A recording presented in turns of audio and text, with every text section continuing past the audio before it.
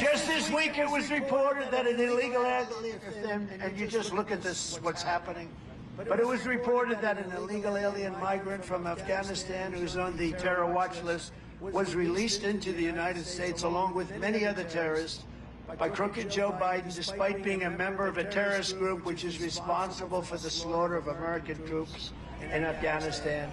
He was looked for all over the world. They're looking for him. And he's in our country now, and we're looking for him.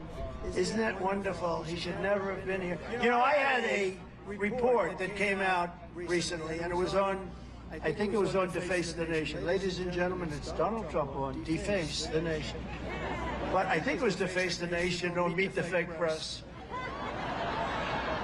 And it showed charts, and it actually had I think it was 2019, that was one of my years, terrorists into our nation, 0. It actually said 0. I don't even believe that. I mean, I wouldn't believe it, but that's hard to believe, right? But it actually said 0. And then you go on to 2021, 2022, and they had thousands of people pouring in, terrorists. But it actually said 2019, 0. 0. I don't believe that, but I know it was very low because we really watched it closely. We watched it like nobody has ever watched it, and I was very proud of that. It's probably the only time they ever said anything that was actually better than the fact, right? Right here in eastern Pennsylvania, you had an illegal alien criminal who murdered a woman in Chester County, stabbing her 38 times in front of her 7-year-old daughter and her 4-year-old son. A violent criminal. He was a violent person. Then in September, that same illegal alien escaped from Chester County Prison and prowled through suburban communities. You all know about him. Hiding in backyards, breaking into homes until he was found with a stolen gun, and he was ready to do massive damage all over your community. Joe Biden's border bloodbath, that's what it is. It's a bloodbath, a word that they misrepresented. His border bloodbath ends the day I take the oath of office.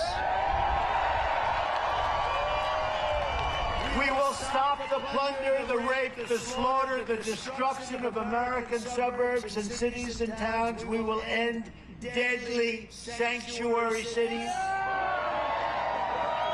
You know, the Democrat mayors want to all end them, but they don't want to, really take on because they end up getting indicted. You know, they go after these people. When they go against DC establishment, they end up getting indicted. So the Democrat mayors don't like sanctuary cities, but they're afraid to get indicted. I will shift massive portions of federal law enforcement to immigration enforcement. We will enforce our immigration laws stricter and stronger than anybody has ever done, including me.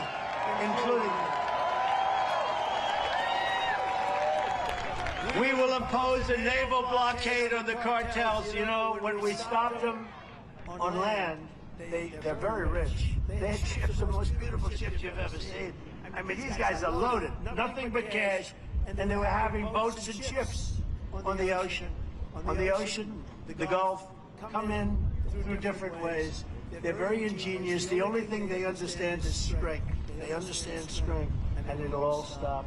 You know, when I met with President Xi of China, I said, do you have a drug problem? No, we have no drug problem. Why is that? Quick trial! I said, tell me about a quick trial.